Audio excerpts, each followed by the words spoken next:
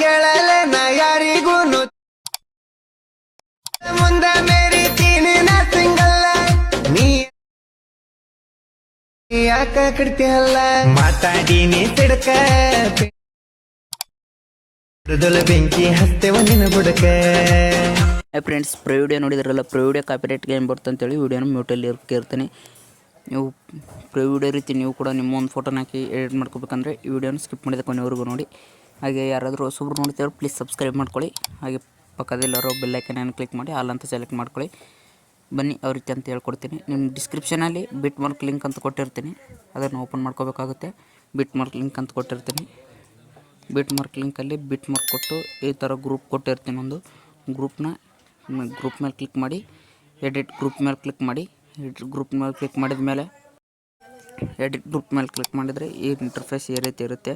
Interface ಈ ರೀತಿ ಇದ್ದರೆ ಇಲ್ಲಿ ಫೋಟೋ ಮೇಲೆ ಕ್ಲಿಕ್ ಮಾಡಿ, ಕಲರ್ ಆ್ಯಂಡ್ ಫಿಲ್ ಮೇಲೆ ಕ್ಲಿಕ್ ಮಾಡಿ, ಸ್ಟಾರ್ ಐಕನ್ ಮೇಲೆ ಕ್ಲಿಕ್ ಮಾಡಿ ಫೋಟೋ ರಿಪ್ಲೇಸ್ ಮಾಡ್ಕೋಬೇಕಾಗುತ್ತೆ.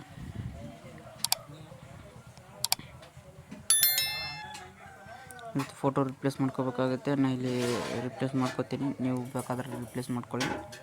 ಈ ರೀತಿ ಫೋಟೋನ ರಿಪ್ಲೇಸ್ ಮಾಡ್ಕೊಳ್ಳಿ. ಈ ರೀತಿ ಫೋಟೋ ರಿಪ್ಲೇಸ್ ಮಾಡ್ಕೋಬೇಕಾಗುತ್ತೆ.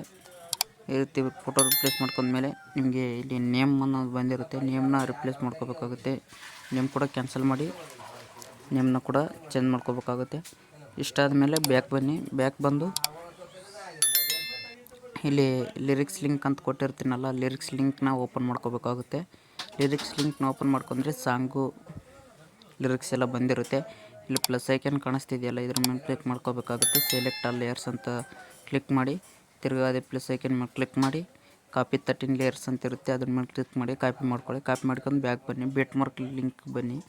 ಬಿಟ್ ಮಾರ್ಕ್ ಲಿಂಕಿಗೆ ಬಂದರೆ ಇಲ್ಲಿ ಪ್ಲಸ್ ಐಕನ್ ಕಾಣಿಸ್ತಾ ಇದ್ರ ಮೇಲೆ ಕ್ಲಿಕ್ ಮಾಡಿ ಪೇಸ್ಟ್ 13 ಲೇಯರ್ಸ್ ಅಂತ ಇರುತ್ತೆ, ಪೇಸ್ಟ್ ಮಾಡ್ಕೊಳ್ಳಿ. ಪೇಸ್ಟ್ ಮಾಡ್ಕೊಂಡ್ರೆ ಇಲ್ಲಿ ಸಾಂಗು ಲಿರಿಕ್ಸ್ ಎಲ್ಲ ಬಂದಿರುತ್ತೆ. ಲಾಸ್ಟ್ವರೆಗೂ ನೋಡ್ಕೋಬೋದು ನೀವು.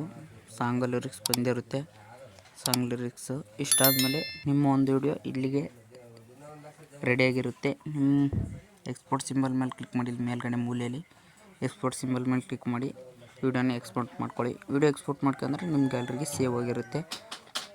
ವಿಡಿಯೋ ಇಷ್ಟ ಆದರೆ ಲೈಕ್ ಮಾಡಿ, ಶೇರ್ ಮಾಡಿ, ಸಪೋರ್ಟ್ ಮಾಡಿ. ಯಾರಾದರೂ ಹೊಸಬ್ರು ನೋಡ್ತಿದ್ದೆ ಪ್ಲೀಸ್ ಸಬ್ಸ್ಕ್ರೈಬ್ ಮಾಡ್ಕೊಳ್ಳಿ.